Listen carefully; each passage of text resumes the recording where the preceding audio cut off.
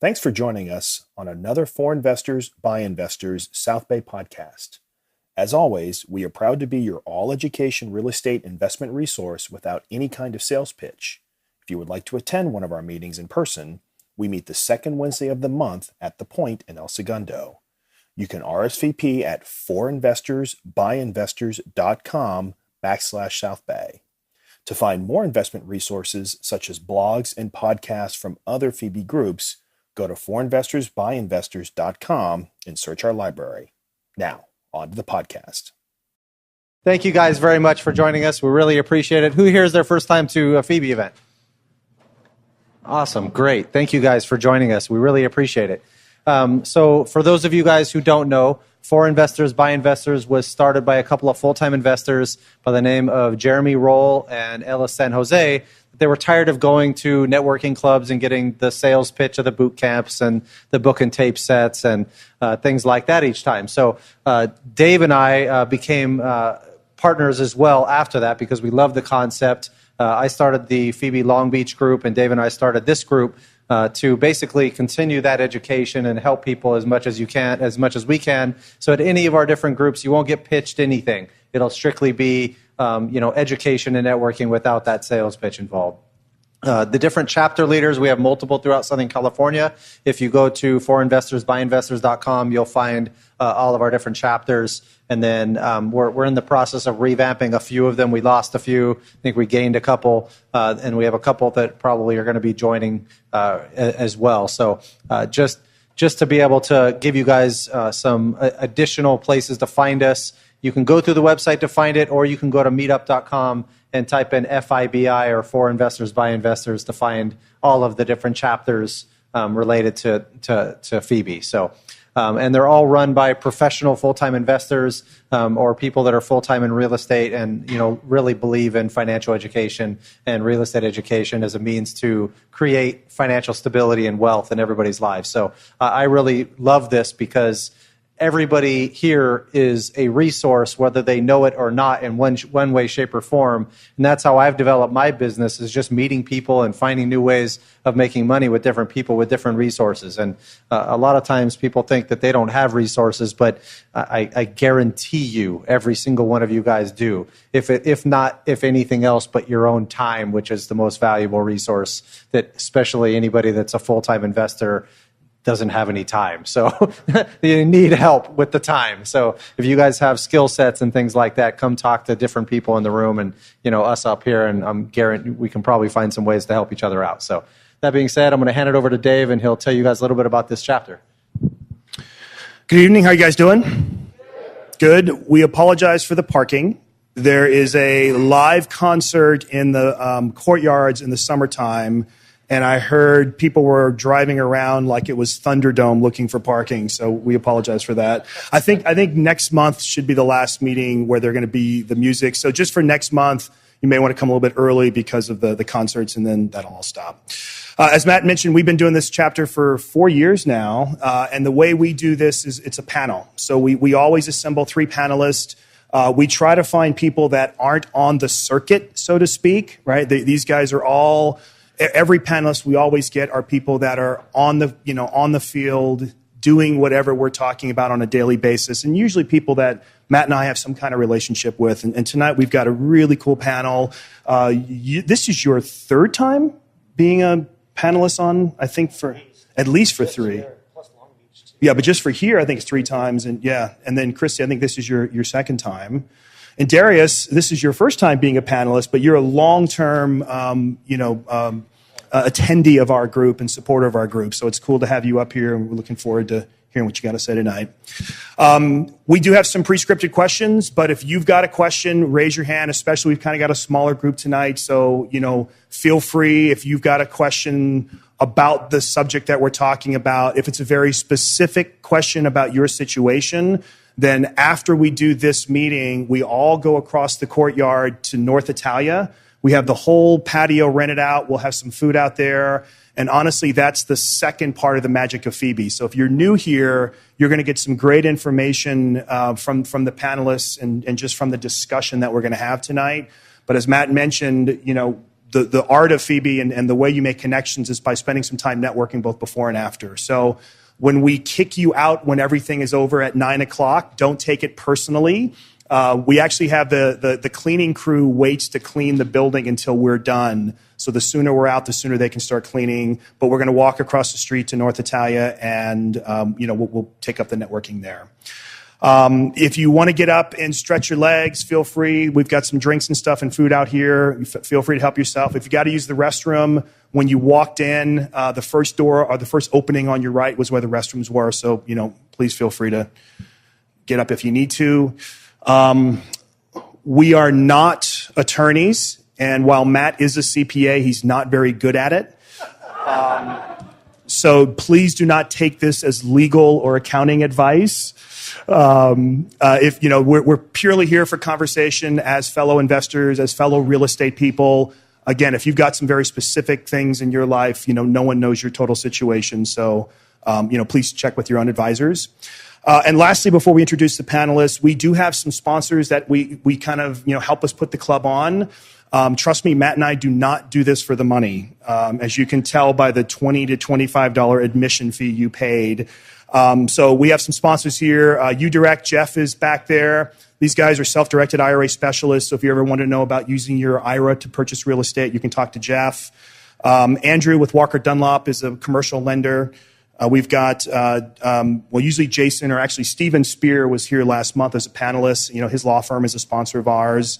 New Western is a wholesale company. And then we've also got Farmers Insurance.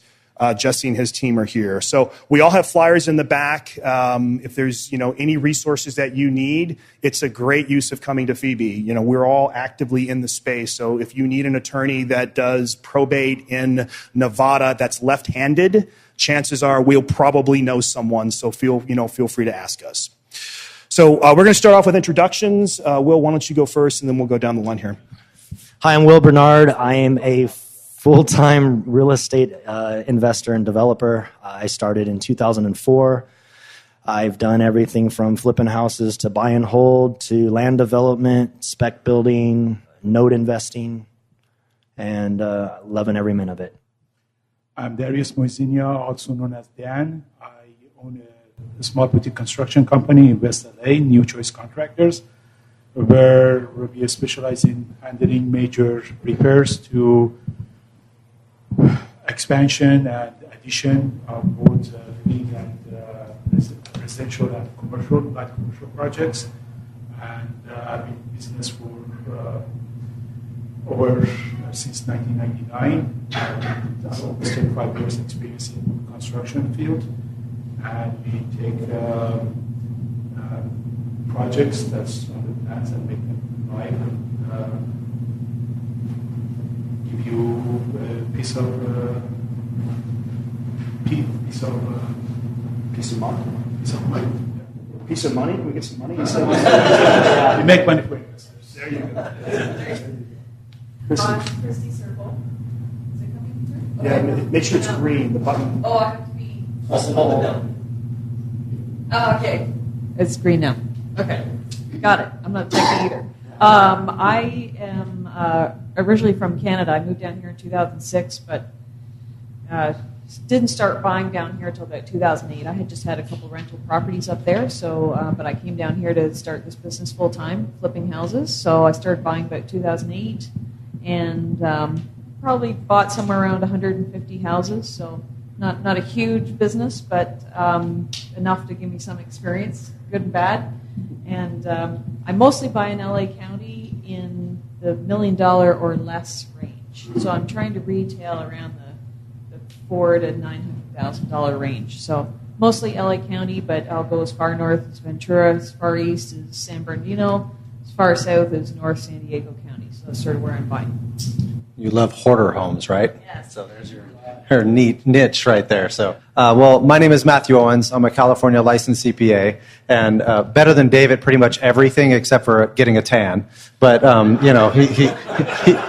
he goes into the sun, and his complexion immediately turns like this. I go into the sun and I turn red and hide. So I had to get back. Yeah, there you go. So I've been flipping houses for about 10 years. We flip about 10 houses a month out in Memphis, Tennessee, and Atlanta, Georgia. We do a lot of private lending. We invest in multifamily value adds. We invest in syndications. And I act a lot like a financial advisor for clients, where we help them with their financial situation, go over their individual goals and circumstances, and try to guide them the right way into different investments depending on what their interest is and what their goals are. So it's a lot of fun. It's hard work. I quit my job in 2006, so I've had my fun on the roller coaster like everybody else. So, but you learn the most when you have challenges that you go through, which is I'm thankful for that every day, because that's what I keep telling myself. So after losing money, which is great. I'm David Coe. I'm actually a local realtor here. This is my office, Keller Williams, Beach City. So thank you guys for showing up. My primary is working with a lot of homeowners, especially dealing with distress. Distress can look like distress people. Distress can look like distressed properties. It's usually both. And we deal with a lot of divorce. We do a lot of probate. We deal with a lot of seniors, people that are looking to sell their house. One of the things that we'll do is we'll actually bring money into the deal to fix it up before we sell it. As an investor, I've done some high-end fixing and flipping in the Hollywood Hills. We run a small note fund. We buy non-performing second trust deeds, which is crazy, right? We do that. And then we also get involved in some other syndicated kind of investing as well. So that's all of our backgrounds. We're all, full-time real estate people. Tonight, we're going to talk about rehabbing a property. We're not going to spend as much time on the acquisition of it, the pricing of it, the selling of it. We really wanted to kind of do a deep dive on the rehabbing of it, right? Because that's where money can be made or lost, is based on the quality of people you're working with. If you find a deal and you get it priced right, but you can't execute on the repair, it can get really costly really quickly. So all of these guys, between the three of you, probably, 300 plus houses you've probably fixed and flipped. And of course, Darius is a contractor. We're kind of interested to get your perspective as both a contractor and as an investor. So let's start off with challenges. Will, why don't you talk about what are some of the high level challenges that you have to deal with when fixing up a property? High level challenges right now are acquisitions, but if we're not talking about that, that's the most difficult part, is finding the right deal. As far as the rehab itself, a lot of my challenges are involved with the city. The city is just beating the crap out of us on they want this and they want that. We're having to do rain barrels. We're having to do arc fault break interrupters, circuit breakers. There's all these things that they're adding to the code constantly, and they're making it's costing us more to rehab a property. So dealing with that is probably one of the biggest issues we have. As far as walking into a house, with my experience, I can walk through, say, all right, yeah, this is $100,000 rehab. This one's $150,000. This is $200,000. That's not a problem. But then if I pegged $150,000 and we're adding 500 square feet onto that, and that's all inclusive, and then the city throws me a curveball, and now all of a sudden it's $170,000. So that's the difficulty level. Other than that, just the acquisition side. The rest is easy. And most of what you do, you're usually adding square footage, right? And not in the past. So in the good old days, 2009, 2012, and buy any house that was distressed because an REO, fix it, put it on the market, multiple offers, easy to sell, right? And there was nothing on for inventory. Today, everybody, it could be a dump, it could be a hoarder house, and they want over retail price for their house, right? It's competitive. So you have to create your own spread. You can't buy it at purchase. So I'm working in price points and in markets and in certain communities where I can create the spread and generate that spread. And that's my niche today.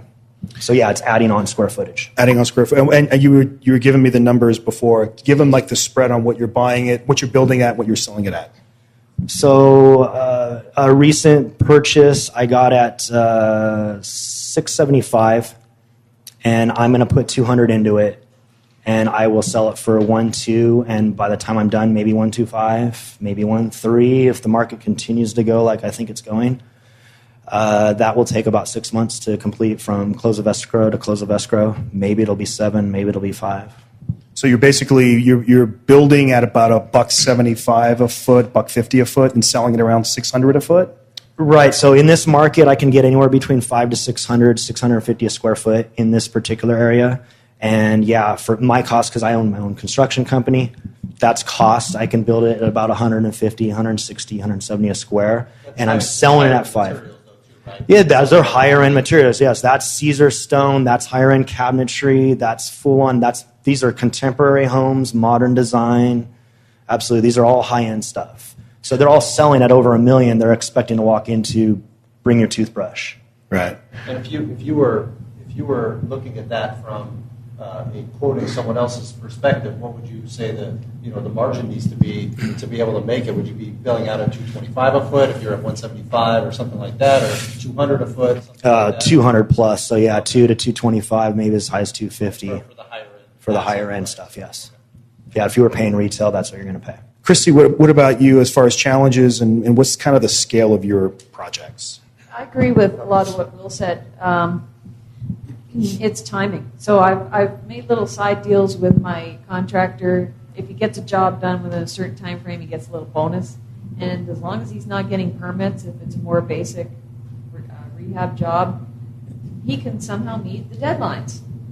But rarely do I buy a house these days when I don't get permits, because there's just so much work that needs to be done. You can't really take the risk of trying to rehab a house and not get permits. So it's just the cities hold it up. And stupid things, like stupid things. You're trying to get your final done, and the GFCI's in the kitchen, the guy wants a label that says GFCI on it. Really? So now you don't get your final, and he has to come back. And sometimes it's not like the next day. You can't call the next day, and he comes out the next day. You call, and he comes out 3 or 4 days later. So there is a holdup with that, and so part of it is my contractor not being the fastest, and part of it is the city just slowing things down. So that's my biggest challenge. Do you guys sense the city is now taking its power because they know they can, or is it just a matter of they're overworked because there's so many projects going through the city? Darius, what do you think on that? The second way, there's limited inspectors. Back in when we had the heavy rain, inspectors were working overtime. Working Saturdays and Sundays. This was the first time I've experienced that. I noticed they come for city of LA. They come on Saturdays. That was exceptional. I feel they don't have the staff. Is that the same thing with you? Challenges is dealing with the city and not as much. I know the code. I deal with it. It is what it is. The most challenges we have is dealing with subcontractors, babysitting them, getting them to come on time, and coordination.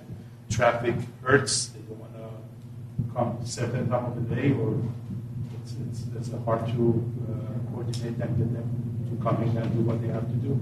That's basically the challenge.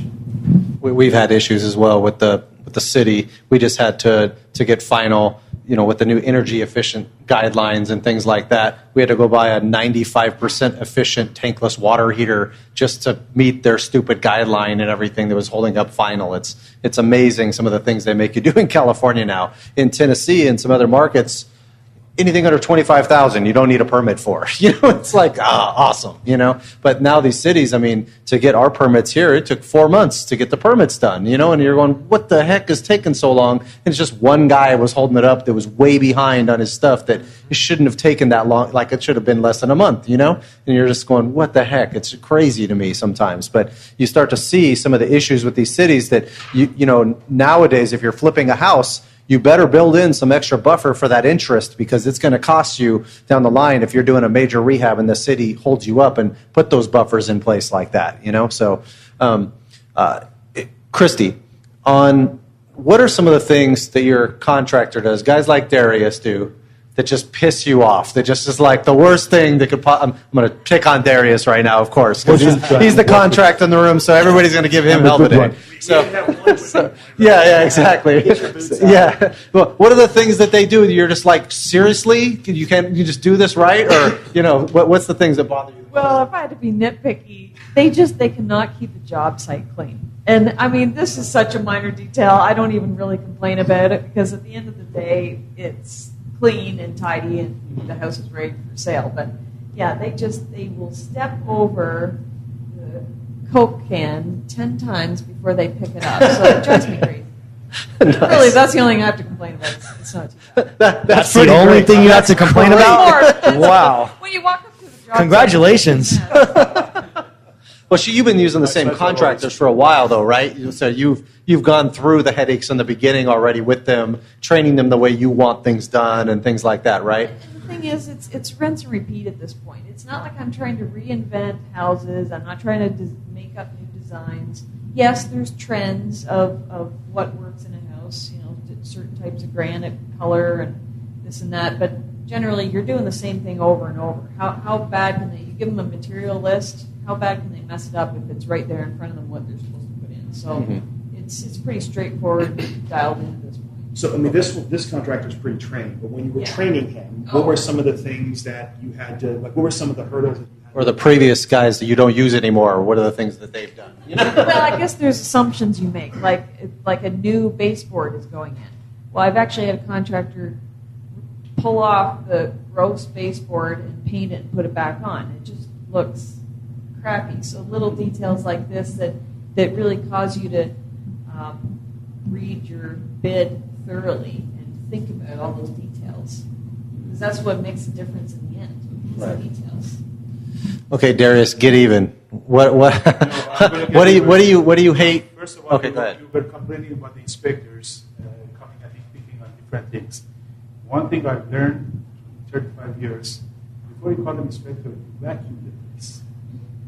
When the spot is clean, they feel, they care. And that's one of the tricks that maybe it's a trick, maybe it's you got care. And it's one of those things that they are impressed, they come in, they overlook a lot of things. That's one of the key of my success. And what was your other question? I was saying, what do you hate about owners? What do they do that piss you off? Expectations. Expectations. You go in, you bid for a vinyl window. Their expectation is that you replace the window with the wood, with the aluminum clad from major manufacturer that costs you $1,000. You're going in as this is a mediocre property. This is the first-time investor who wants to make a Taj Mahal out of something crappy. The expectations are two different places.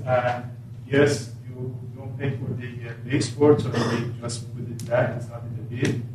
Or if it's safe, you qualify what's supposed to be. It's everything should goes around the expectation. What is your expectation is, and meeting something in the middle. Try to put everything in writing and take it easy at the very beginning. So they want the $175 a square foot materials for the $125 a square foot cost. No, they want $450. Oh, okay, there you go, $450. It's even better. Yeah, there you go. Well, what do you deal with when you're dealing with some of your subs and your subcontractors that, how hard, obviously it's really hard to manage a lot of these guys, but, how do you keep your guys to where, they're doing a good quality job for you and make sure they're held accountable for this stuff, and what issues come up on that? The huge advantage I have over most is that I have my own crews. So I have my own framers. They're on payroll. And the other advantages I have is when I'm flipping a house, I'm going in and I'm gutting everything. So there is no old baseboard to worry about that's going back in because all that shit's in the dumpster. So it is a complete clean slate, and I have studs to work with, and I go on from there. So I'm rewiring the house, new HVAC, new everything. So that makes it a little easier. It's almost like building a new house. You're not trying to fix the old crap. Second advantage I have is having my own crews. If something's messed up, just go and fix that. I don't have to rely on some subcontractor. My biggest hurdles are when I have to hire the subcontractor, the plumber, or the landscaper. I had this yesterday. He was supposed to show up Monday into my project. I'm trying to shoot photos on Friday to list on Saturday. He doesn't show up Monday to pull out all the dirt in the backyard and throw it away. Tuesday, we're calling him all day. I literally blew up his phone 80 times. What was the excuse? He left his phone at home and went to work all day without his phone. So why the hell didn't you call us back on Monday? Whatever. He finally got him there today, and I cracked the whip and made him bust his butt, and he's getting it done, but now I'm under this rush. That is the hurdle. Trying to get these guys to show up when you tell them to so you can stay on your schedule. Because if this guy doesn't show up, you now got to push this guy back and then this guy, and it's a domino effect. What guys do you have in-house, and what guys do you typically sub out? So it'd be easier to say what I have subbed out. Okay. So sub out is the plumbers, the landscapers, the roofer. No, that's in-house. No, that's in-house. No, that's in-house. So pretty much that, and then the architect, structural engineers, all the pre-stuff, all that is subbed out. So you're able to keep them pretty busy then with your consistent work, basically, and that's probably a challenge, I would assume, too, for your in-house guys to make sure you got that next job that they're constantly moving forward to, which I think most contractors have a problem with, right? It's where's the next job going to come to make sure my guys are busy so I'm not just spending money for nothing. Yeah, and that is a huge thing. So if I'm flipping this, I can't always time it to my acquisitions here, and then I'm going to have 3 months rehab for the framers and all that, and then I'm going to already have the next one to roll into. It doesn't always work perfectly, but I also do construction and project management for other investor flippers, and so I'm at their projects, so I can fill in that time. Makes a lot of sense. You have to have volume to do that. So you have to have volume to have full crews all the time, yeah. Interesting. Any questions so far? Anybody understand some of the issues? Anybody have issues with contractors? No, my area is in and around Dodger Stadium, the LA area, and then up north in the San Fernando Valley. I'm in Sherman Oaks. I'm in the higher end areas, so my exit values are usually $900,000 to $1.5 million, and my acquisitions are $500,000 to $1 million. So I work in those price points. So I'm in Sherman Oaks, Studio City, Woodland Hills, Atwater Village.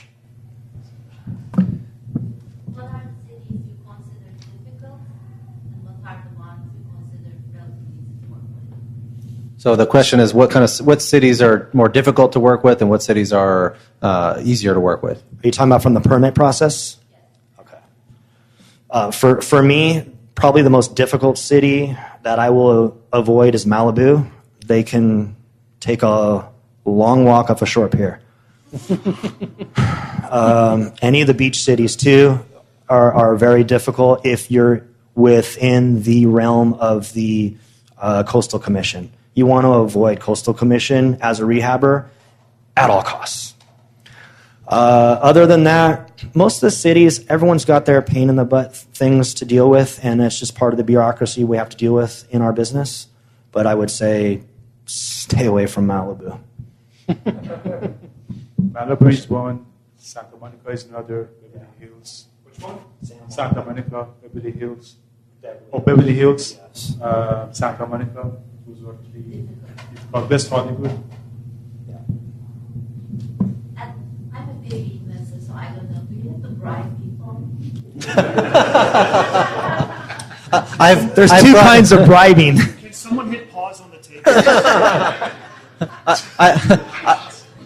I've brought bagels and with salmon locks before, to the permitting office saying, "Can I get my stuff done, please? Like, what's going on?" And they're just a lot nicer, and they're like, "Okay, So, right, exactly. Well, I brought donuts, and he said, "Well, salmon locks would have been much better." And I'm like, "You got to be kidding me, really?" So, but that's the type of thing that happens. So, at the city itself, it helps if you just hire out the expediter. Because these professional expediters, that's all they do. They're in the city every single day. They know every single plan checker. They have a relationship with them. They can get things done more than you as the homeowner or the rehabber is just going in there the first time. So, yes, does it cost you more? But how much more in time does it save you? I've done the math. It actually saves me money and stress to actually hire and pay out that $2 or $3 grand to let them do it, and they'll get it done faster. So, pass it off. Don't be direct. Do you use expediters for your? Well, you don't get a lot of permits. Well, actually, you do now. I have a tip that might be the right time to talk about it. So one thing I've done to speed things up, and this is only if you're willing to take a bit of a risk, but on probate deals, I opened escrow on a deal, but I knew it was going to take forever. And it was one that actually made sense to do in addition, which I don't do a lot of because it just takes too much time for all these reasons. But I thought, well, I'm definitely in escrow, and I was pretty sure it was actually the court paperwork was going to come through. So I went ahead and I actually got the plans done and approved, and we have everything ready to go. We close escrow on Tuesday. So we can break ground the next day. So that literally saved, probably a couple of months. So you spent the money up front before you're closing. Yeah, before you close. Actually, I didn't even spend the money. My contractor spent the money. I didn't even pay for it yet, but my contractor paid the guy to do the plans and got all that approved, and the bid's ready to go. So. And that can be a little risky if you don't have an idea that it's for sure going to close or something, right? Right. Yeah. Right. That is risk, and I do that every single time. I open up escrow, I release contingencies, it's a done deal. So the only thing that could go wrong is the seller can't deliver clear title, which if they can't, I'll just wait till they do, because there's always a way to deliver clear title eventually. So I really have no risk in it not going through.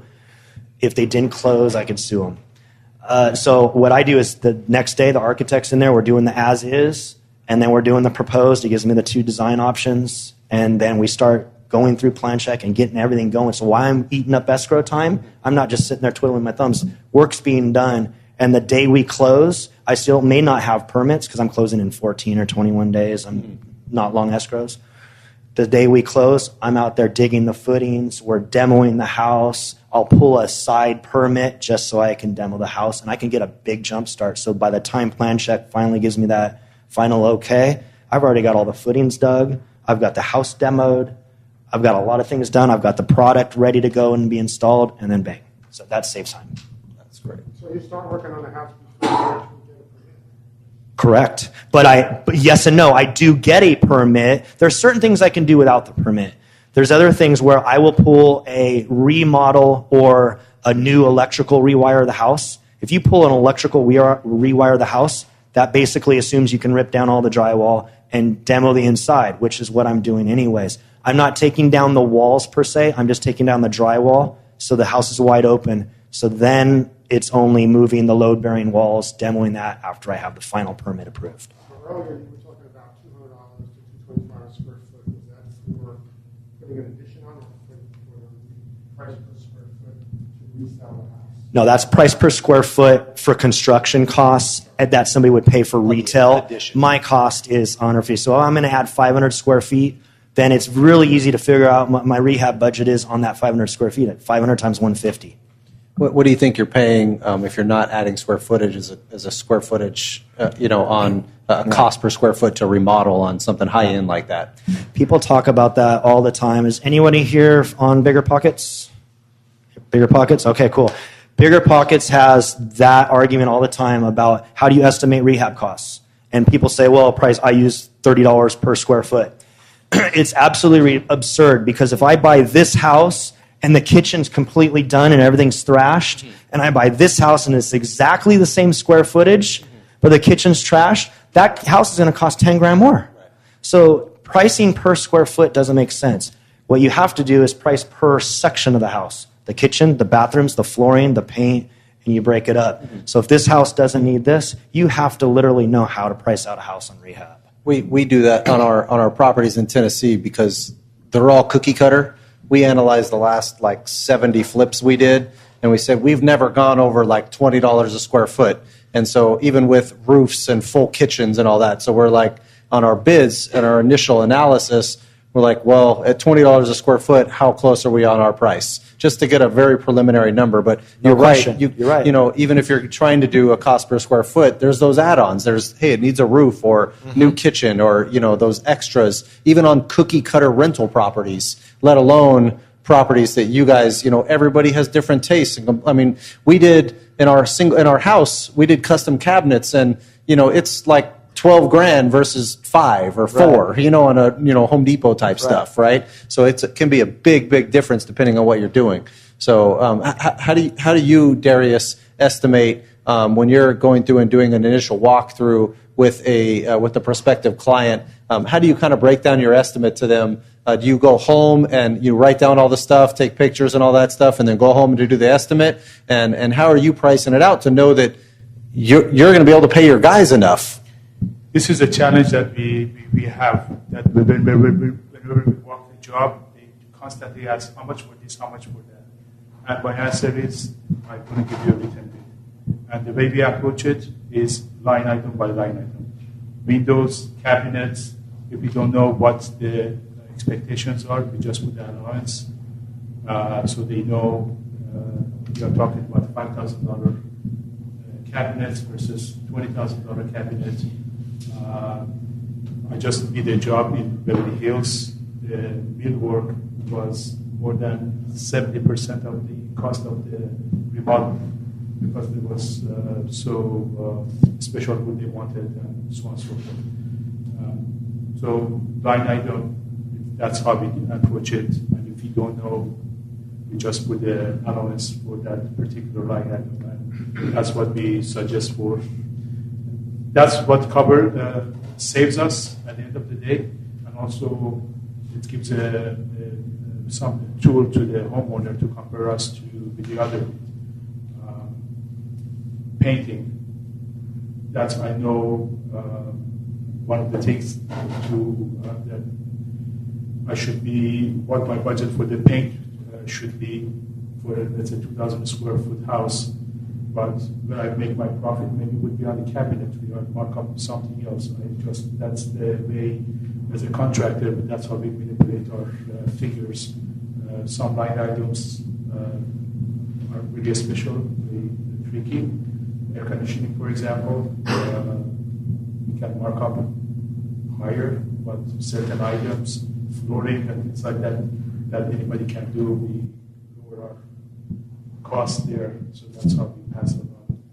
But anyway, that's the digit way of because we cost estimates.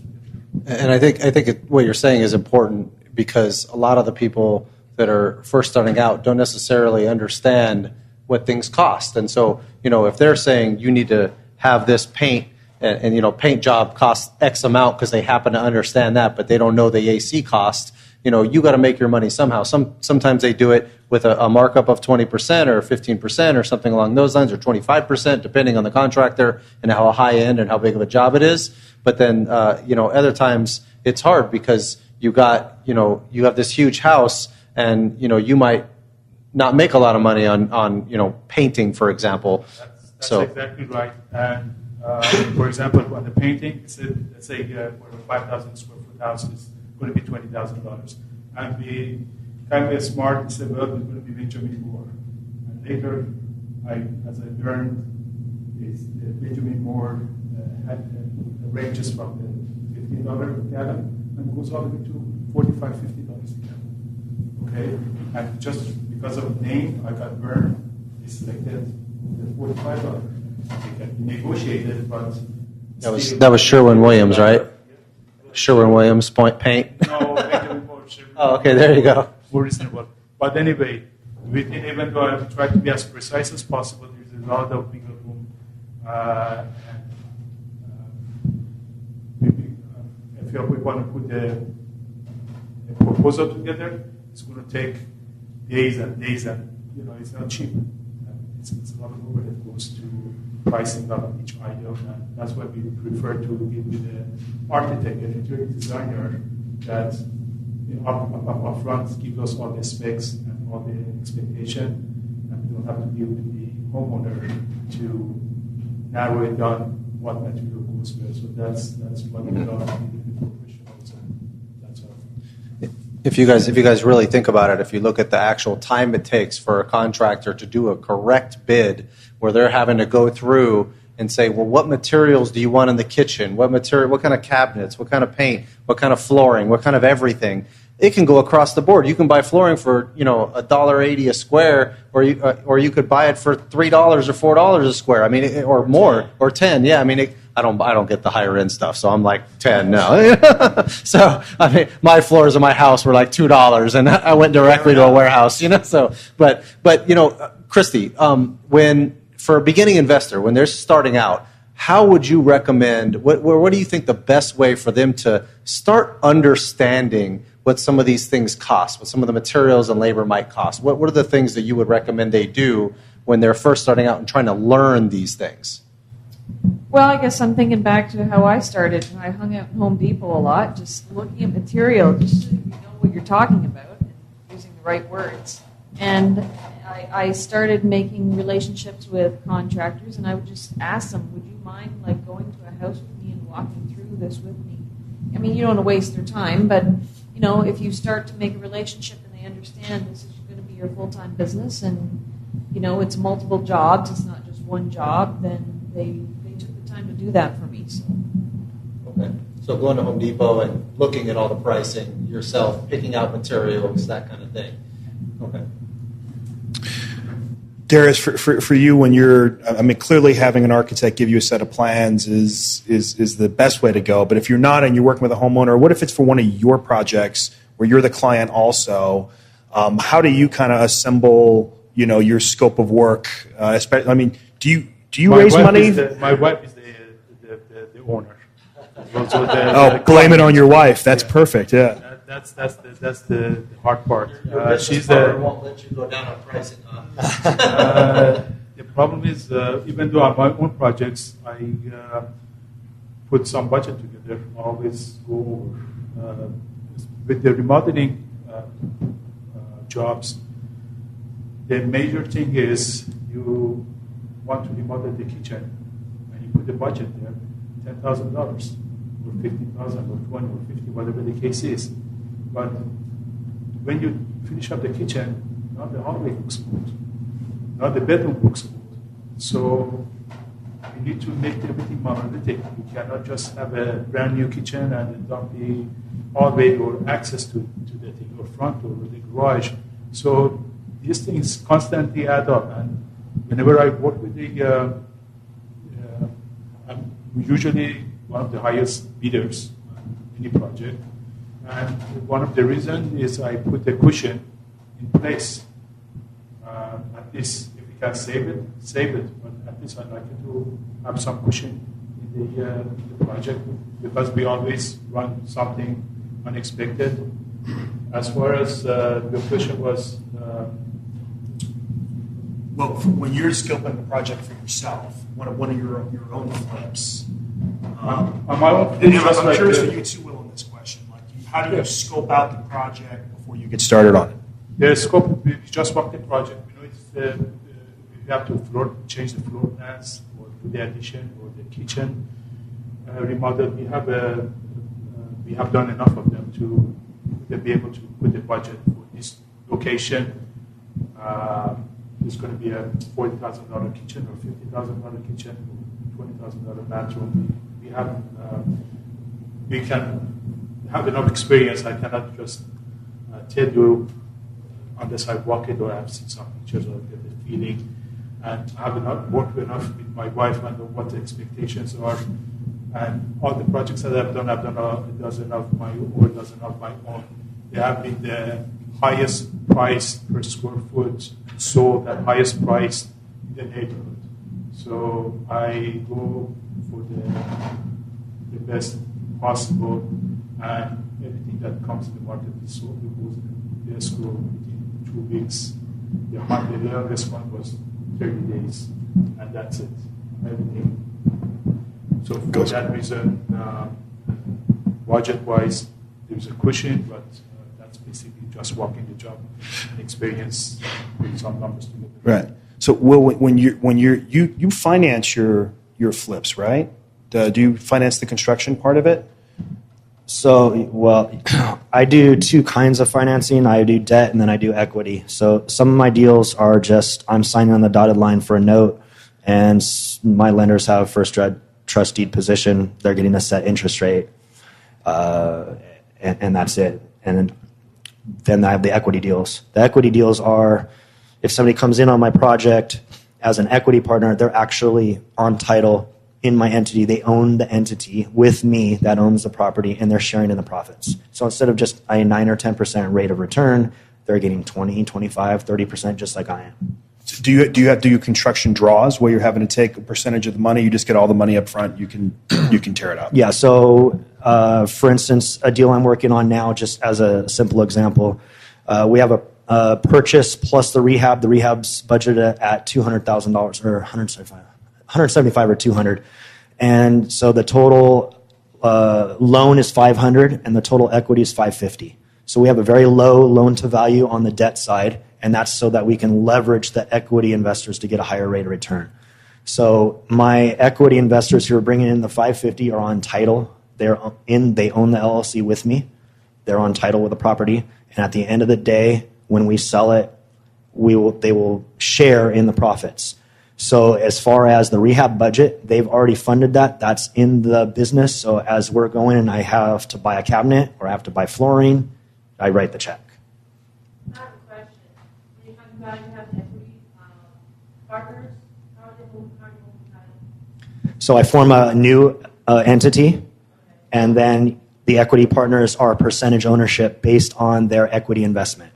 So if I'm raising 550 and you loaned 137,500, not loaned, but invested 137.5, you'd own 25% of that equity, and then whatever the split was. Every deal is different. Some are 50-50, some are 60-40, some are 70-30, but you'd own that share based on your equity investment. Are you going under an LLC or? Yeah, for these deals, yes, those are LLCs, and then everyone gets their K1 at the end for their income tax. Christy, when you have you mentioned before some things you put in your contract is if the contractor finishes a job on time, they'll get paid a higher bonus. What are some other types of things in the contract that when you're reviewing the contract per deal that you're really hyper-focused on, different sections of the contract that you pay the most attention to? Probably not the best one to ask that, because ours are so standard at this point. I'm not sure I'm the best one to answer that. I have a different way of kind of doing it. I don't price things by square footage. I do it more like what you're talking about. I walk the job. I know, and somehow it always comes out within a couple grand of where my contractor comes in. And it's just by kind of doing it after a while, you get to know, okay, this is going to cost this, and here are all the add-ons. It's really the add-ons. I mean, if you have a run-of-the-mill 1,400 square foot, 3-bed, 2-bath, they're all the same. It's all the add-ons. Okay, this one's going to need a roof. You just start adding it up, and that's how I kind of did the job. So I know, I guess I know what belongs in that bid, and I basically, when the contractor puts it together, I'm just reviewing it to make sure he's got all the main details. So ultimately, you built up the skill, like I was talking about earlier, is you can divide a house up. Kitchen, it needs 2 bathrooms. That's $6,000 each. There's 12 and 10. I'm at 22. I've got flooring. There's 5. I got paint. I got 5. There's your total. Done. That's exactly. It's that simple. But that's how you bid it out. But then a contractor comes in and gives you a bid, and Pretty darn close. I don't know how it comes out that way, but we're close. So you know your contractors. So once you have a signed contract, like how much time do you spend on construction site over the course of the renovation to make sure they're doing what the contract said they were going to do? As little as possible, believe it or not. So, and this is probably another thing that's not quite normal, but I hate the babysitting part. I'm more than happy to pay the GC, his money, because he earns all of it. He's doing all this babysitting stuff that you're talking about. I don't deal with any of the subs.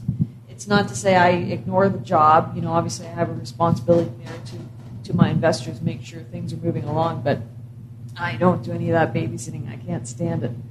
So, yeah, I do check on things. I make sure things are progressing. I have to check on them because I have to know when to pay. I don't want to overpay for, if he's not been showing up for 2 weeks. But that's just not the case with this guy. It's just a relationship I have with the GC. So do you go by once a week, once a month, depending on where they're at in the phase? Generally, well, I'll go to look at it, obviously. And then when we close, or if I get in before we close, we walk the job together to do the bid. Then I'll go back maybe a week in or a few days in to do the material list with him.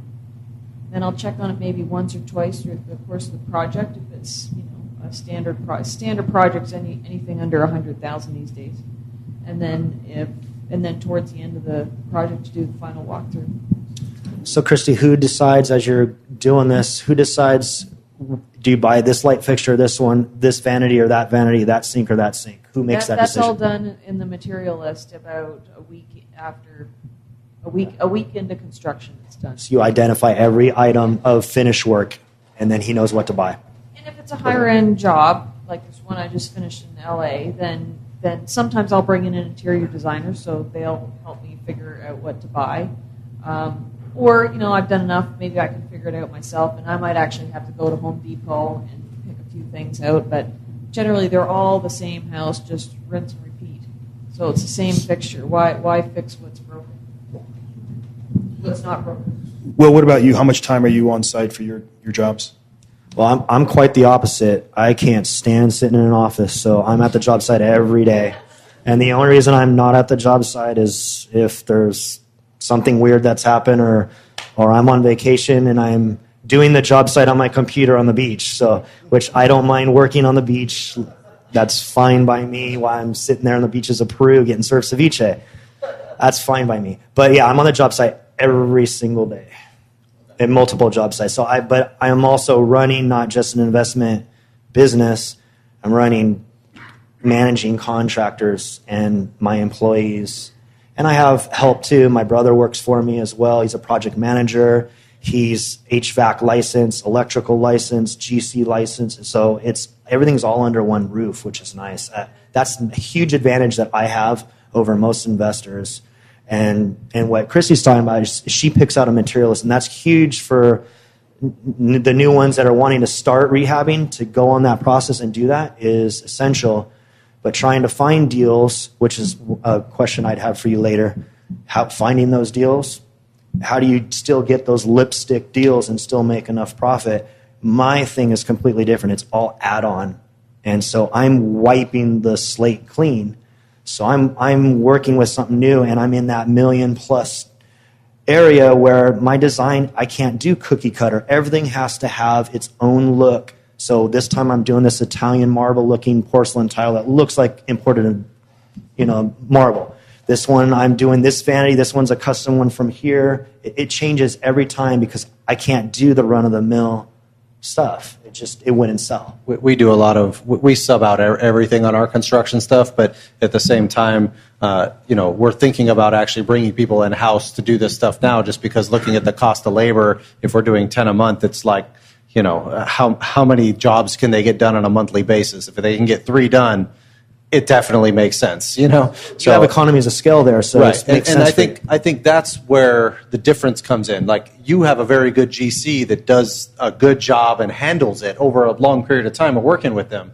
We have some great contractors who do their jobs, but then there's so many of them that it's, hey, that final follow-up stuff, make sure the punch list is done. And so we have somebody that goes by every job every, 2 days and says, oh, hey, you're going to get these things done right now. Okay, great. I'll be back in 2 days and see where you're at, because we don't want our guys going to other jobs when we're going, we need this finished in 2 weeks or 3 weeks. I want this done. But it's cookie cutter, and we handle 100% of the materials ourselves, where we go and get the Lowe's SKU numbers directly and actually have it put into because I love Excel because I'm an accountant, of course. So we go through and put it in an Excel document, and it's all formulated right from the Lowe's SKU numbers. We get the square footage right from this software called Punch, and then we go through and so we can measure how much paint, how much carpet, how much flooring, all of that stuff, and we come up with an estimated bid. Then we go take 80% of those materials costs and show that to the contractor, because they always bid based on materials.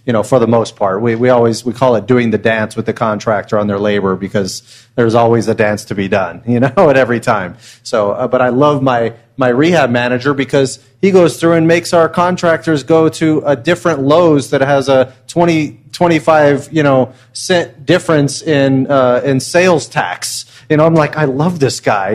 He's saving me little bits of money, even though I'm going, wait, how long did it take him to get over that other Lowe's? So, and speaking about efficiencies and things like that, one of the biggest challenges with any job is going to be the change orders, because you don't know what's in the walls. You don't know some of the things that come up. Darius, when you're going through a job, what are some of the main change orders that you see coming up in any particular job? If you're going to do a normal remodel, for example, you're not doing additions or anything like that. You're just looking at a normal remodel. What comes up on the change order side? the It most? surprises every single job. I rehab one of my house back in 2011, and the windows were all double glazed, and I thought it's great. They already done part of the work, but I don't know. Well, we had the incident, and we had to open up one of the walls and realize there's no headers, or they put a larger window than the opening was. So if we examine one after another, that was the case. So that's a surprise. I'm working at the house in Beverly Hills right now. That they knew it was not, as part of the work wasn't permitted, and the previous owner was a contractor. So after the demo, we realized the plumbing was substandard. There is no bent pipes. Somehow they just eliminated it. And door headers are undersized. The roof is caving in because of the undersized beam that they put in. So it just pops out. So that's a giant change order right there. Right. I love this Unpermitted stuff, you know. That's and crazy. Luckily, hopefully they don't listen to this. Yeah. Go wrong. What do you see, Anyway. Will, on the change order side?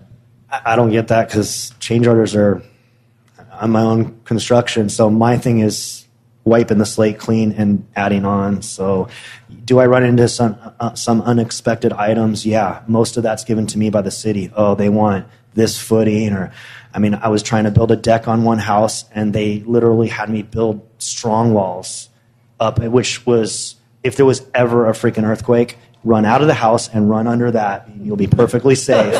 I mean, it was ridiculous for this little deck. And so those kind of things cause extra costs for me, but not necessarily change orders, because You're gutting everything it's anyways. me. So whatever it costs me is what it costs me. And okay, so if it costs me 10 grand more, I make 10 grand less on the end of the day.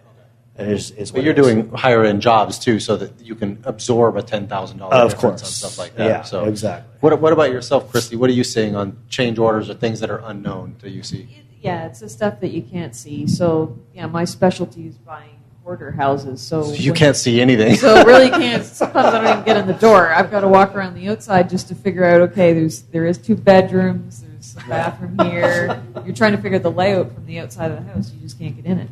So it's. I could tell you story after story. You see a piece of the floor and you're like, oh, that hardwood floor seems to be in good shape, and then you start cleaning out the hoard and you realize stuff's been leaking for 30 years in one section and the floor comes up with it. Well, then you're replacing section of the hardwood floor, or you're ripping the floor out altogether and you're trying to install like wood laminate or something instead. So yeah, it's just the stuff you can't see. And I try not to build in too much of a contingency, because otherwise you don't get the property at all. You price yourself out of the deal. Yeah, you still have to be competitive even with the off-market deals I buy. You can't just lowball these guys. They know what the market's like out there and what they can get. So you still want to make a good offer to the seller, but I think that's one of the hardest pieces, because if you're nervous in the beginning and you're looking at this, you're going to try to lowball and then you're not going to get the deal. So you kind of have to take a little bit of that risk on your shoulders and say, I hope there's no change orders going to cost all my profit on this deal. I mean, and some of the things that we've seen stuff where, it's the obvious stuff is plumbing, electrical, termite stuff, stuff that's in the walls that you're not tearing it apart. You can get termite checks and all that kind of stuff, but those types of things. But it's the pool that's losing water, or we had a beehive in one of our walls one time that you're like, we didn't realize it until the roof was dripping honey. Oh great, the ceilings, there's honey coming down. It's happened in my own house. Did you really? Yeah, it's crazy. Beehives in 3 different I just did that on mine too. Did you really? Yeah, That's easy to get rid of. Well, and I don't know what the laws are here, but out in Tennessee, we had to go and get a certified beekeeper to come out, because you couldn't kill the queen. You had to go and move it out because it's like illegal to kill them. So and it's crazy, but. Yeah, but there's things like, we had one where someone left their dog in the house and there was feces and stuff all over, and of course it smells horrible, and that's the house you want, right? Because no one else is going to buy it. But then you don't realize that the whole house is tile, and the pee literally get into the grout on the tile and into the slab underneath it, to where you literally have to rip all the tile out. And even if you put kills on it, it doesn't do anything. You have to literally like treat the slab. And those are the types of things you're going, I had to cut out 2 feet of drywall around the whole bottom of the house. And you're going, this is crazy. And that was like $5,000 worth of stuff. So, I mean, these are the things that can come up. You just hope there isn't too much of them, and you put buffers in place every single time. Never, ever, ever do a rehab without a buffer in place, because you will use it every time, you know? So, Can I interject something? About 15, 20 years ago, I did a lot of rehab work for SNLs and banks. And one of the projects I did was in Gardena. And the lady who used to live there, she used to have a steam machine on 24/7 apparently. When we were asked to give a bid to rehab the property, there were mold on the walls. And back then, mold wasn't a big deal 20 years ago. And I did the job, I got the job. When I went, I used the bleach, just used a spray, put a mask on and sprayed it, went away, I painted it, sold it, off the books. Now I'm looking at it. If I ask to go, it's a big liability on me. So the very first thing I do, I warn, and I cannot risk my license, I cannot risk my assets. So it's a different story. you have to put disclosures in place and You have to like, disclose yeah. it, you have to let the owners know, and the cost is, I don't know, it would be easier just to tear up the house because. Yeah, it's better to remove it, and then you don't have it. I had another experience with another project that they not only the mold was at the drywall, it got transferred to installation to the black paper. So they had to tear the black paper out. And it was a condominium project, and it just cost after cost of just rents. So it was those things that play a great deal. If you're looking at a house, 1,200 square feet on a slab, and to purchase, and you find a big crack in the slab, maybe some cracks in the seals, can you actually estimate that without going through some big engineering project and what the cost of that? Yeah, more or less, I can estimate what that'll cost to fix, and hopefully a project like that scares everyone else away, and so that's my in. Yeah, exactly. So those are the ones you want. If you put in a little extra time, a little extra work, a little extra effort, and figure out what your cost is on how you can put that back together. Just maybe it was from the Silmar quake in '71, and then they never fixed it. Almost always, yeah, for the most part. I mean, unless it's sliding down the hill and it's a scrape job. Other than that, yeah, all foundation cracks and even big ones are completely fixable. I've had houses with the foundations, whether they're on slab or whether they're on pier and beam, they're all fixable. We've had them where in our inspection report they say, hey, the backfill was done wrong to get it in to get the dirt in there and stuff and to fill it underneath the foundation correctly, and then we see it in the report, but everything looks okay. Then we buy the house, and all of a sudden, 3 days later, the foundation's cracked in half, and it's sloping like 3 inches, the whole house. And one job we had that happened, and it was about $17,000, but that was a great deal to get to redo that, where they had to put 20 pillars underneath the house. And you guys got guys that go through and they cut big squares out so they can get underneath the house and then go under there and put the supports and re-support the whole thing. But paying that price for that is actually not bad. When if you saw what they were doing, I mean, they had like 6 guys underneath this house where they had 20 cutouts in the slab, and they're going underneath the house. I mean, it is not fun to deal with that situation. So, don't be afraid of foundation cracks. I mean, make that your opportunity.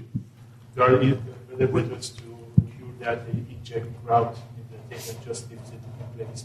And as far as your situation, there are many reasons for it: expensive soil, poor This foundation. house is in the back, so I don't know if that's better or worse on sand, whatever it is. Whatever it is, it's usually fixable. We had a situation where the soil had sulfur, and the dissolve the concrete, crumbles the concrete. So the situation is different. You need to get the engineer there to just get your feedback, some testing. And you need an engineer to actually. Sometimes, not always. It just depends what it is. Yeah, it just depends. We got any more questions here? Yeah, question. How do you avoid getting taken advantage of if you're new at this? I feel like you're wearing like a big sign that says, newbie, rip me off or something. Well, first, don't tell the contractor you're a newbie. So say I'm looking to flip another house, right? Another house. So now it doesn't matter. You could be your second one, but let him assume or her. So don't tell him you're a newbie. That's number one. Number two, be prepared, be educated. Know what it costs to fix the house. Know how much it costs to rehab or remodel a bathroom, a kitchen, how much it costs to paint a 1,500 square foot house. If you're armed with that and the contractor comes in, you've added everything up, you know it should be around 40, and he comes in at 60, you can tell him, have a nice day, see you later. Or ask to see his bid, right? I think that's an important part on all this stuff is get a line item bid so you can look at it.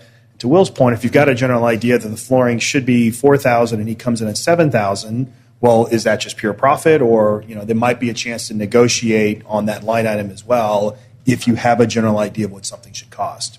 And it's important, too, to understand that 90% of contractors will never give you a line item bid. Right. And that means that 90% of contractors you shouldn't be using, too, because unless you know your numbers really well and that bid is really close to what you think it should be in the first place. And at the same time, if you don't have it lined out, then how do you know what materials they're going to be using, what is included in that bid? A lot of them are like $125,000 or $50,000 or $40,000. I'll do this job, and you're like, what the heck does that mean? There's so many different levels of quality contractors, and contractors are not necessarily known for being good at the math piece and understanding that aspect of things. So to have one that does. I got really lucky in Tennessee. I have a contractor that knows QuickBooks. I'm like, that's the most amazing thing on the planet. I'm like, how did that happen? But I mean, these are the types of things that if you know your numbers and go hang out at Home Depot, price out, go to a random rehab that you're not going to get. Go through, take pictures of the whole thing, walk through Home Depot, write every single little thing down that you can think of, and look at the pricing. And then go to those cabinet guys at the warehouses in different areas, find the locations, start pricing it out. This is all just education, right? So that way you don't get it. Because the only way you're going to get not taken advantage of is through that education and through that contract.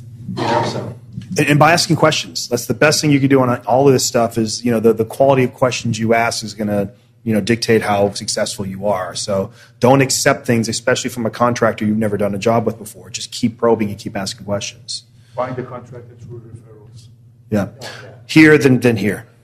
Sort of a tangent, two things. What Chrissy sort of said earlier is how to incentivize your general. I'd be interested in hearing on that. Will, you also mentioned acquisitions right now. I know everybody has cash, especially in the South Bay. We've been, 20 people are bidding on the houses. They're all going cash. Do you guys have any advice, whether it's probate, auctions, figuring out, or just pure luck? Because it seems like right now everyone's overbidding $100 or $200 on properties, and a lot of them end up being the owner-occupiers because they're taking the profit out of it. So the incentive thing, okay, that's few and far between, because if I need to get permits, it's hard to speed these guys up. And I get a good quality, I get a good price. I'm a little lacking on getting the speed I want, but I'm willing to just sacrifice that because I have just such a great relationship. So I think part of what makes our relationship good is we don't yell and scream at each other. I don't understand that. If you have to yell and scream at people, why are you working with them? So I just, I thank him for what he does. I'm in Canada one Thanksgiving, and he's showing up on Thanksgiving Day to kick out a squatter in one of my houses. Who does that? No contractor does that. So that's the type of relationship I just try to build with him. So yeah, I throw in a bonus every now and again, but he doesn't expect it. He just wants to work with somebody I don't pay him the most. But yeah, I might have given him a bonus. She probably shot him a turkey in Vancouver and then brought it down and handed it to him. Yeah, there's some little nice things that happen along the way, but yeah. It's not financial progression. It's not always financial. It's just you work for a person before, a thankless boss. You know, how's that feel? People just want to be appreciated. And at the end of the day, he does the job right, and I got to be thankful for that. So I'm just surprised to hear that all the drama I see on Flip This House isn't real.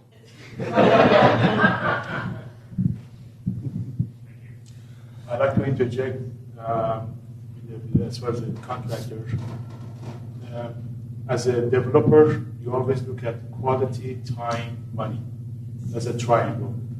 One thing you need to add is another element, your attitude toward the contractor, toward the project, give him some leadway to do something. If he proves himself wrong, fine. If he proves himself right, give him more credit.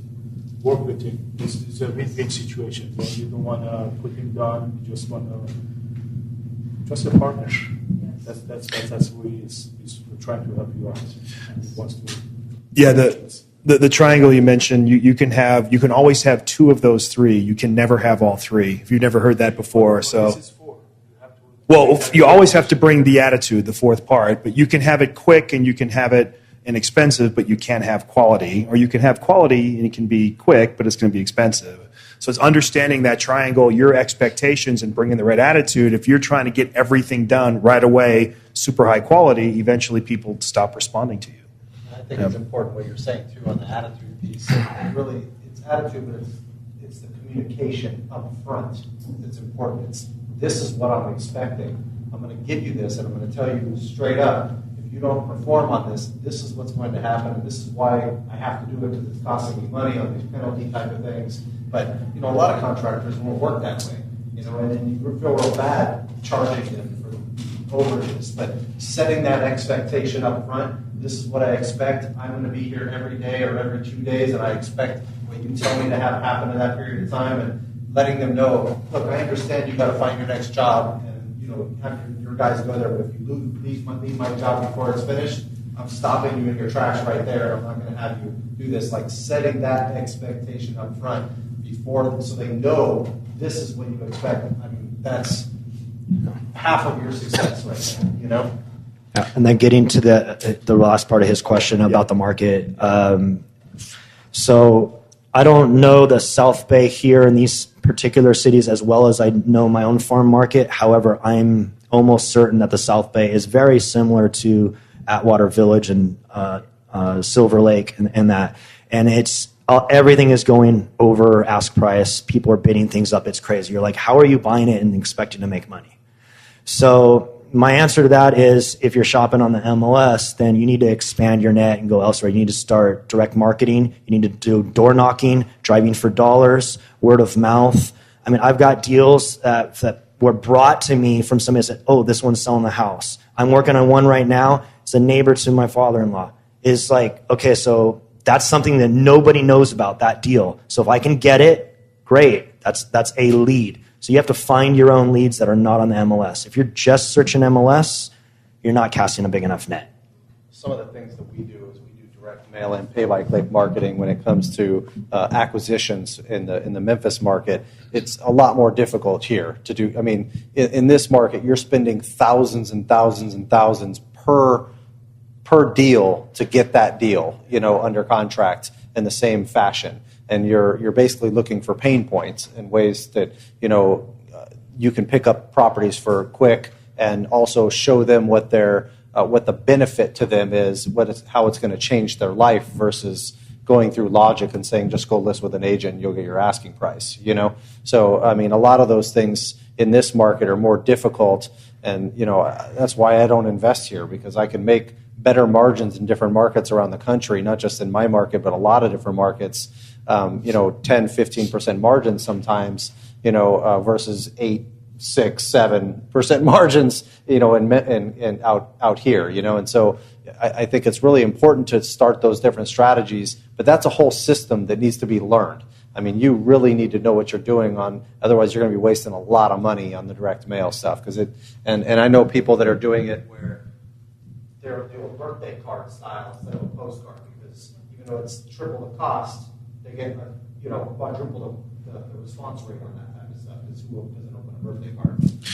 Yeah, and Matt's talking about some pretty high-end sophisticated stuff. He's flipping 10 to 15 properties a month, right? Will mention some simple stuff like door knocking. That's free, right? You walk around, you know the area, it's your time, and then understanding, like if you can make a connection with someone and understand what their situation is, even if it's not a deal right now, it may be at some point down the line. So I think that's most of the people, even as a realtor, that's how we have to go get listings, right? Is go knock on a door, go call some people, just start spending some time and asking who may have a deal Spread available. the word. Spread the word. I'm looking for this, right? Christy, you get deals in different ways, too, right? Just networking and Yeah, it's all off referral. Yeah, so I mean, after a while, I must admit, it is easier because people know you're in business, and you just have to find a way to keep in touch with people. So whether it be realtors, whether it be attorneys to feed you referrals or leads, it's all off market. It used to be all on the MLS. Used to be, yeah. Not anymore. Actually, Christy, myself, and Matt are all part of a group called Provisors, which is a networking group that we spend a lot of time in, and that's generating a lot of leads. So, looking for things like that is another, networking is a great way to find opportunity. It is. I've become good friends and have a relationship with all kinds of different, trust attorney and probate attorneys, and family law is big for divorce, things like that. If they know what you're looking for and the area that you specialize in, that's and perform when you get a referral. That type of stuff is huge when you move forward. Dave, you had a question back here. Then we'll go here. Then we'll go here. Yeah. Is that you still shop at Home Depot, or now do you have your contractor go to like wholesale paint and lighting or all that stuff? He shops mostly at Home Depot and Lowe's. The cabinets are custom made, so he does get some things from certain, the flooring. I know he gets from a certain wholesaler. So yeah, some you have to shop that stuff out, but the everyday stuff just comes from Home Depot, light fixtures. And then for I guess you answered part of the talking to the gentleman here, is that do you rather deal with LA City for new development purposes, or like other cities that have their own little code, like their own planning, like Hermosa Beach, Redondo? And then second, do you rather build single family homes, or do you rather build like townhomes or duplexes? So the first part of your question, my farm market is the San Fernando Valley and the LA surrounding area. So everything I'm dealing with the city of LA. So that's just my farm market. So that's who I have to deal with. There are some private cities, like if I bought a flip in San Fernando, they're their own city. So I'd have to go to the city of San Fernando and go through their process, or Burbank for that matter. As far as the second part of the question, I'm sorry, what was the second? Oh, yeah. Yeah, I specialize in single family. As far as rehab flipping and developing is single family. That's what I know well, and that's what I know I can sell well. So if I'm selling a duplex or a fourplex, I am selling to a completely different buyer. So I stay in my niche. There are other cities that they don't have their own planning department. They send it outside to the county for them to process this. There's a lot, even city of Pasadena, I'm not sure, but big cities, even those guys do it. Agora Hills too, their county, and yeah, it's just, and dealing with the county is a pain. I'd rather deal with the city, to be honest, over the county. Which is why once you kind of have an idea, a certain area that you really like, that's a great one to go door knock, because you've got all that stuff figured out. Go invest your time. You may find deals in other ways, but that's a great place to invest a lot of time. Go ahead. Yeah, I have a question for Will and Terry. As far as brand new construction that's not on film, what is the time frame that you're looking at for a home, like let's say like a modern home that's maybe like 3,500 square feet, that's like a box home, from actually the planning to demolishing the home and completing all the construction? What's the time frame that you guys are looking at for both those type of projects? For me, I think it's going to be about a 2-year project. After 2 years. I have not scraped a home here in LA, so I've always kept a wall or two or three or kept the existing square footage and then added on. I think it's easier. So, but as far as getting the plans and permits for a new construction job after I scraped a house, that I can be anywhere between 3 and 5 to 6 months for planning and plan check, and that's if everything goes smoothly. But with new construction, sometimes that's actually easier to do because it is new construction, especially if it's an infill lot where there's already sewer and all the utilities already there, and there's already connections there. All you're doing is scraping the house and building. Shouldn't take you more than 6 months in planning. And then to build it, 3,500 square feet won't take me more than 4 to 5 months. But if you have to put the foundation on, like all the sewage and all that stuff, that could probably take a lot longer. Well, if it was an existing house, the main sewer line's already there, the main water line's already there. So, but I can pour the slab and all that still in 6 months, no problem. No problem, right, Darius? Just 6 months, boom, you're out.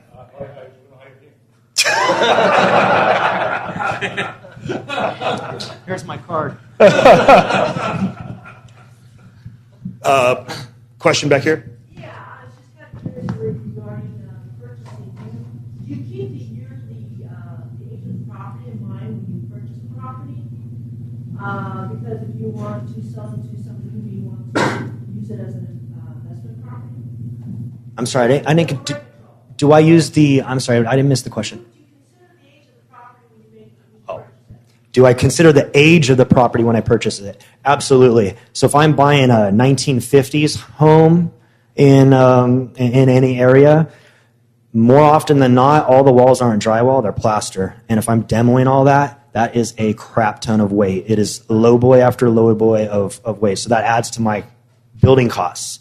So all that demo I have to take into consideration. So I take the age of a home knowing that there's going to be a lot more hidden items that I'm going to have to encounter. I'm going to have to maybe change the main sewer line. Maybe the main water line is going to need to be upgraded because it's not of proper size to code. So yeah, I definitely consider age. Especially if it's really old. I mean, we bought an apartment building that was built in 1915, and I totally grossly. Did you ever finish that project, by the way? Yeah, it's done. It's sold. It's made about $50,000 on it, which was thank God I made $50,000 on it. But to be honest, I mean, we went to go replace the windows, and all the framing needs to be redone. You go all the foundations, so it's all plaster, and then you also have inside the plaster, you have the little, what do they call the little wood sticks inside the slats inside the wall. Yeah, I'm going to count. I'm not a construction guy, so but you have the slats. There you go. So that alone, and all plumbing, all electrical, full upgrades. I mean, roof, foundation. I mean, that building that we did was a 12-unit building. I mean, it was like crazy how much work. I will never buy something that old again just because of the amount of work, unless I get like a ridiculously amazing deal. I mean, you pretty much have to rebuild it at that point, Yeah, right. I mean, tear it down and just start from scratch. Yeah. Question way in the back there, and they'll come back here.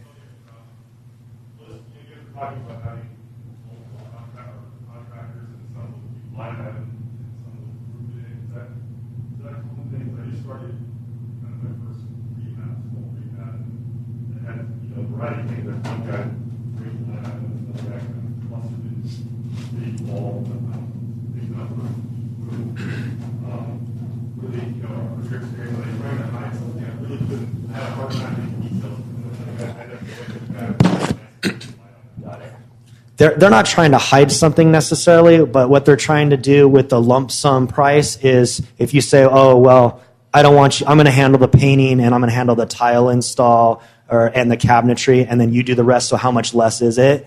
They're trying to do that because it's not worth it for them to get the job unless they do it all. So that's why they want to give you a lump sum, because if you're just doing the tile work and I'm coming in there, well, now let's say it's a $100,000 rehab, and I figure on making 20% on my contractor fees, so I'm going to make $20,000 when this is all said and done. But if I'm just going in to do tile work, I'm going to mark it up more than just 20% because I'm spending all my time and effort to come there just for that one little job. So they want the whole thing and don't want you to try and piecemeal it out.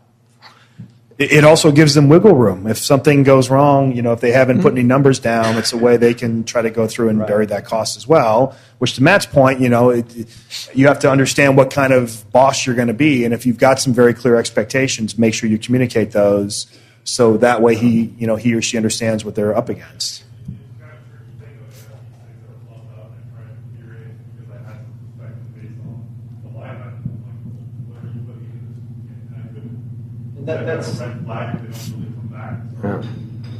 It's a hard thing to do because you got people like Will and Christy that will go through and say $5,000 a bathroom or $6,000 a bathroom. This is X amount. This is X amount. And sometimes, to Darius's point, it takes a lot of effort to go line item it like that. And so sometimes they're like, "Are you in the right ballpark even to give me the job? So let me just give you these ballpark figures here to see if you're even close."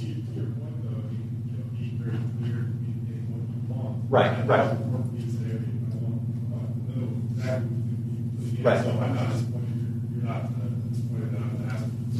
Yeah. I would tell them, you're not going to get the job unless you line it out like that. So because it's a combination of, that's a lot of work for maybe getting the job, and okay, if I really have to, I'll go line it out to show you. But then they might be upset that they didn't get it then, because it's so much work, You have to decide what kind of rehab investor you're going to be. Are you going to be completely hands-on and act as your own GC and be on that job site every day? Or are you going to be hands-off like Christy and let that GC just take the reins and go? That's up to you. If you're all about, this is my first flip and I want to learn everything I can and I'm going to take the reins, and that's who you're going to be on that, at least that first flip, then by all means, go and do that. Be the GC, hire each sub. You go out, instead of getting a GC, you go out, you hire the tile installer, you hire the landscaper, you hire the painting crew, and now you know each individual item, and you supply all the materials. You're going to Home Depot, and I want that vanity, and I want that light fixture, and you know exactly what it costs. You bring the materials there, these crews supply the labor. And in addition to that, when, on the labor aspect of things, sometimes you may want to actually go do some of the work or see how long these things take. To a certain extent. Don't get me wrong, yes. We use this as an estimate, so we'll go through, like my guy on the ground, my GC, actually has done a lot of construction himself, so he knows how long it takes to go put in a light switch, to go put in all these little things. So he goes room by room and says, okay, there's 4 light switches at 10 minutes a piece at an electrician's labor cost or something like that versus a normal laborer that's coming in and doing demo, that's a different rate. And he'll try to estimate as best he can on a room-by-room basis just to come up with a general idea of what that labor should or come close to. You don't need to know how to swing the hammer. You need to know how much it costs and how long it takes. Right, the time. And that's what you need to know as the investor. Ooh, long distance flip. Nas, we'll go here. My question has to do with leads. If you're doing burn off mount, are you saying you offer referral fees? And if you do, how much do you offer in a way? That's a good question. No, I don't ever really come out and say that. Although, for example, if it's a realtor bringing it to me, then they represent me. So then, obviously, they get paid. I guess it just, if it's the mailman and he's going to walk around and find dumpy house leads, sure, I'll throw him a couple $100. But generally, sometimes it's not always appropriate to be even saying that, especially if the referral is coming through a lawyer. You just have to be a little careful. I don't come out and say, yeah, by the way, I pay referral fees. Do you? Well, sometimes a referral unless their license can be illegal, and if they're certainly, like with attorneys, that's completely illegal, so they can't accept any funds. Like something different for them. Maybe just send something nice for the referral. Necessary letters that say, if you're not selling but know of someone, we pay $1,000. Mm-hmm. So it's not illegal for them to pay you. It's illegal for you to take the money because you're not if you're not a licensed agent specifically. So you want to be really careful with that. I mean, technically, yes and no. Well, yeah, you got to be careful. But like when it comes down to like paying people for buying and selling real estate, the DRE is going to get involved, and you may have issues if you get if you're not a licensed agent. So but you're not buying and selling real estate. So that's like bird dogging. They call those bird dogs. So if I have everyone in this room and say, I want to buy a house in Atwater Village, you guys go find me one. If you find me a deal, I'll write you a check for $1,500. You go find a property, it's vacant, you find the owner, you get their name and their number, you knocked on the door and said, are you willing to sell? And they said yes. Say, I'm going to have my friend Will call you. I call him, I get the deal done, then I did everything else. I'm going to pay you because you found a lead. You didn't sell a property, right? You didn't act as a licensee without a license. You just simply told me about a vacant house. Perfectly legal for me to pay you $1,000 or $1,500. It's a bird dog fee. Yeah, it is okay. It is okay. In that example. Yes, that's what I asked. Yes. Yeah, but you were asking before about knocking on doors. If you have a real estate license, even if you don't want to be a practicing real estate agent, all of a sudden you can accept fees all over the place. Right? There's all kinds of people out there that have their real estate license that are just getting 25%, 30%, 15% as referral fees on commissions when it sells. So especially if you're knocking on doors, someone's like, yeah, I'll sell it. And you'll say, cool, I'll pay this. And they're like, you're crazy. It's worth that. Well, great. Let me refer you to a friend of mine who's a realtor who can help you get that price. And at least you'll get paid something for finding the lead, uncovering. That's not throwing away a lead. And you'll make a lot more than $1,500 if it's a more expensive property. I have a quick question for Will. You were mentioning that you felt like brand new construction is actually easier with the city than doing like a major. No, I didn't say that. I said the construction part is easier starting from scratch because I'm not trying to have to fix something that's broken. Yeah, that's what I mean. Yeah. Because when you're doing a major rehab, you may start uncovering stuff. Exactly. It's a lot tougher process. When you're doing brand new construction, it's more of like a process with the city. You're just going right through. Exactly. It's pretty cut and dry, and there's no gray areas, and there's not that, oh, man, we ran into this foundation problem because there was no foundation there. You're starting from scratch. And not only that, the construction process is easier because you're walking, you lay your foundation, then you throw up your all your studs and your beams and everything, so you're going vertical, and then you bring in the wiring, the HVAC, electric, everything's wide open, so it's so easy for all the subs to walk through there. It's just an easier process than trying to go through demo, dump it out, find what's wrong here, fix it. This area needs insulation, this one doesn't. Half the house has brand new insulation, half of it's got old. That's why I like what I do, is that I just know everything I buy in there. I'm scraping everything on the inside anyways. I'm buying the house for the dirt, the foundation, the roof, and several of the exterior walls. Thank you. Any more questions here? Question in the back there. Are a few years back residential remodel and paint rules came through? Anybody following this, or who's enforcing it for you guys? Yeah, there's the lead paint disclosure is on every single contract in PSA that I sign, and on the front end and the back end. The houses that are older, it's because we're disclosing that it's possible, because there's no way for me to know whether there was lead-based paint in there. Are we testing or not? I'm demoing everything out, so mine's easier because there is no more lead-based paint in my houses because they're all gone. But I don't know what you guys do. You reminded me. Required a lot of remediation, especially anything more than 6 square feet. Remember all that? I don't know if anybody's enforcing that. Well, yeah, I seem to hear less about it now than we did a few years back. But my contractor went through and got his certification for that. But I think it's since expired, and you reminded me to follow up to see if he's gone back to renew that. But yes. Without honesty, you've got to take it very seriously. Even though you see a lot being done, but it's serious. And I've seen 2 contractors who got penalized, but they were extremely sloppy. And it's now these days it's much simpler. It's not as costly as it was 2 or 3 years ago when it was introduced. So if you have to do it, maybe you want to shop around and get few painting contractors to bid it.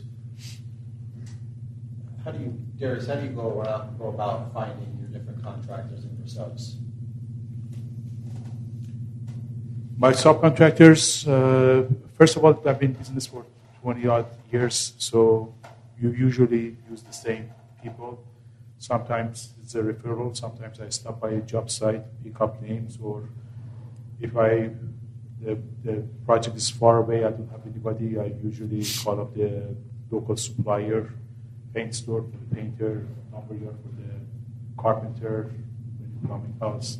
That's basically how I approach it. And interview them. What about you, Kristen?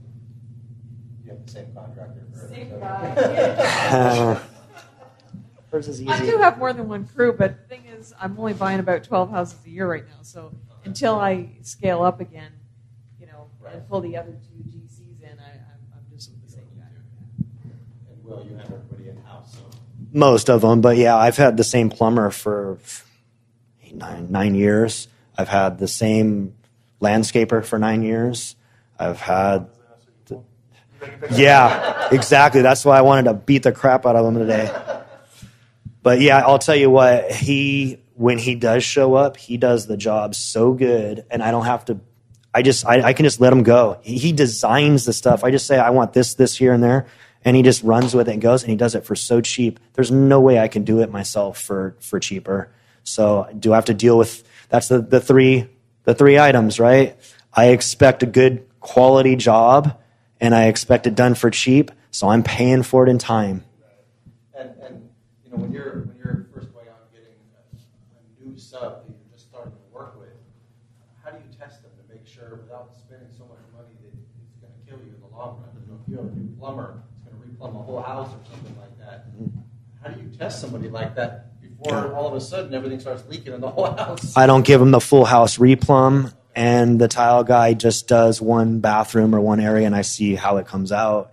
I tried to bring on one tile guy one time, and he tiled my barbecue area exterior from an exterior barbecue, and it was just not done to my liking, to my standards. So I didn't hire him for the next one. But it's a small job, and it was something that the customer never noticed. I notice it. So I just didn't hire him again. And a plumber, I'd give him a small, change out the roughs and finishes in this bathroom, and let me see how he does. But, I mean, you got to test him out, basically. Yeah, you go through the test phase, really, before you go crazy. One thing I would recommend, too, to everybody here is if you're getting referrals, get referrals from somebody in the business that knows what they're doing. You don't go to the homeowner that just hired the person to go and redo their kitchen for $50,000 when it should have been $20,000. Exactly. So, I mean, that happens a lot where, you get a lot of people that don't know and they're, oh, my guy was great, they did it really fast, but they paid for it. Not only that, very recently I have heard like 3 different stories of, just this contractor just screwed up the job, whatever the reason was. I don't recall the details. But the bottom line is the answer was, well, where'd you get them? It was a referral from a friend. So be careful even with referrals is the point. You still got to check them out and test them out.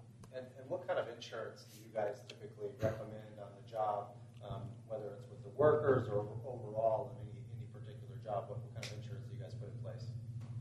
I don't know. Like liability insurance? Yeah, I get a $3 million liability policy plus the hazard insurance to cover, for loss, fire, and so forth. That protects any lenders or equity partners as well, and they're all named insured on that policy. So if somebody slips and falls or cuts off their finger or whatever, we're covered.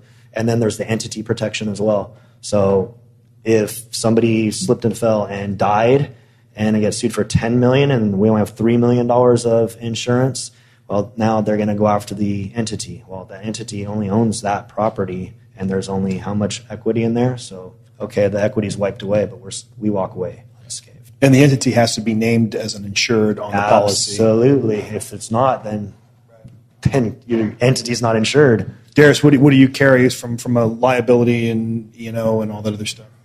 My business basically workman combat the general liability up to $2 million. But whenever we work on the projects, for the homeowners, we require them to pull the fire insurance, call us as an additional insurance. Right. That's what we take. Yeah, my contractor has a liability and workers' comp, and I have my own umbrella policy. Plus, I make sure I get the right insurance on vacant houses, because you can't just put any old insurance on a house. You have to make sure it's the right kind that will actually insure a vacant house under construction. So That's a great point. I don't know how many times I've seen investors trying to get a regular homeowner's insurance and claiming, well, they're living there. Guess what? If something goes wrong, that adjuster comes in, they're going to find anything they can to not pay that claim. So don't try and cheat. You'll be out of luck. Where their policies, their umbrella policy, every policy cover the construction guys that are working on the house? No, that's the workers' compensation insurance. That slip and fall is somebody visiting, a realtor comes in, a prospective buyer, or I invite you over to look at my place and you slip and fall. It covers all of that.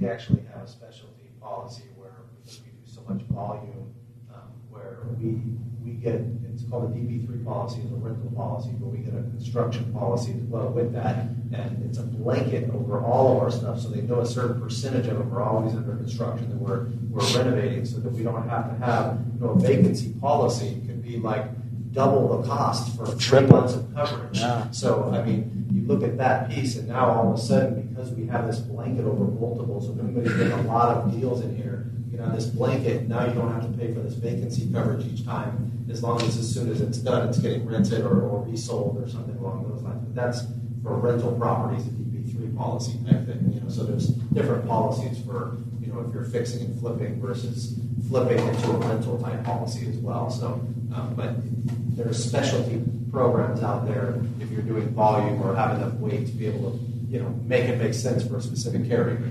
There's even people that will self-insure on a lot of these things because they have so much capital and so many rentals, it just makes sense. Right. Yeah, I have a question for the panel. As far as processes, what things have you guys been able to, as far as automate out, outsource? Yep. What about you, Will? What do you guys do?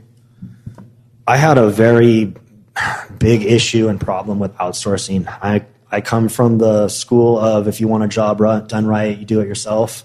And unfortunately, that's been a little bit of a downfall for me because there's only one of me, and I can't do it all, and I've been overloading myself. I've finally been able to hand over the reins to other people. So some of that outsourcing stuff is having the expediters do all the plan check stuff and just let them go with it. I'm not going to the city anymore. I'm letting them do it. My brother taking on project management with me, so now I can be at these 2 flips here and he's at these 2 there. So now I'm doing those 4, and I'm not going to 4 houses, I'm going to 2. Bringing on investment partners who are not just equity but are also taking active roles in some of my flips as well now. I'm taking that on so I can scale, because right now I'm all about scaling and taking advantage of the market that I'm in now, because don't know how long it's going to last. I see a 12 to 18. Today, I see 12 to 18 months down the road, and that's about as far as I'd like to see into the future, that I can possibly see into the future. So I want to take advantage of the next 12 to 18 months while they're here and slam it as hard as I can. So I keep building those systems. What about you, Chrissy? Do you have processes? I delegate as much as humanly possible. If somebody can do the job 80 to 90% as good as what I could do it, I will give that job away in a second. Because I don't want to work that hard, and I also want to do it for scaling reasons. You can never create a system if you're trying to do everything yourself. And that's every part of the business, except for managing my business. So looking at my own financials, I still write my own checks. I manage the checkbook, and everything else I try to farm out. All right, it's 9:05, so we're going to go ahead and stop here. Big round of applause for our 3 panelists. Thank you, guys.